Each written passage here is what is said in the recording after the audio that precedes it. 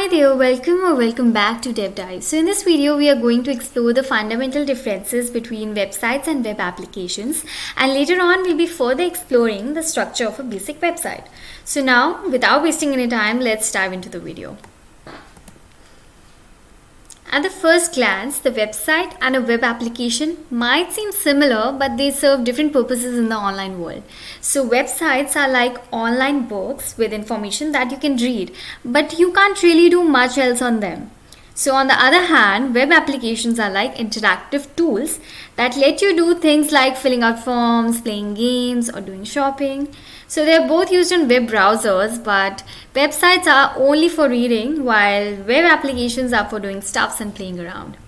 So if I give you an example of a static website, Wikipedia is a great example. It's like an online encyclopedia where we can find information about tons of topics. But unlike dynamic websites, we can't directly change or interact with the content. So it's more like reading a book, and we can't edit the pages or add our own stuff. We just simply visit, read the articles, and learn from them. So it's a fantastic resource for information, but you can't actively participate or make changes to the content. So which is why we usually refer these type of sites as static websites. If I give you an example of a web application, YouTube is the fantastic example of a dynamic web application. So it's like a magic TV that you control. So you can watch videos like you're watching this video, and you can even leave comment on this video. So YouTube lets you search for videos, share them with your friends, and don't forget to share it with your friends and like, share, and subscribe to this channel as well. Anyways, it's not just about watching. You can interact, like giving a thumbs up or subscribing to the channel you enjoy. So that's what makes it dynamic.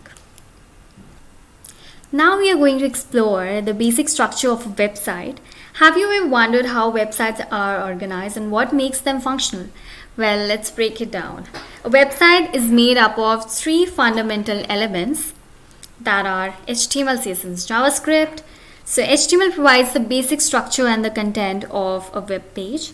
It uses various tags to define different elements such as headings, paragraphs, images, and links. And next there's the CSS. CSS controls the presentation and layout of the web pages. So it allows us to define styles like color, font, spacing, positioning. And finally we have the JavaScript. So JavaScript is nothing but a dynamic programming language that adds interactivity and functionality to a website.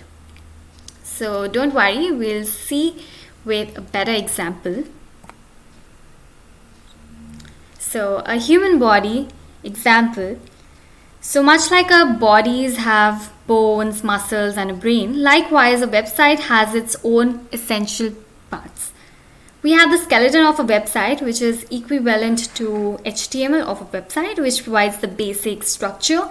And next we have the muscles of the website, that is the CSS, which gives the website its style, just like the muscles give our body its shape and movement. And lastly, we have the brain of the website, which is the JavaScript. So JavaScript provides interactivity and dynamic functionality to the website. So I hope this analogy helps you understand the basic structure of a website a little better.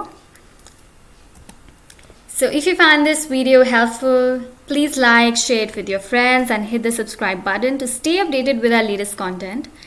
Your support means a lot. So that's all for this video. Thanks for watching.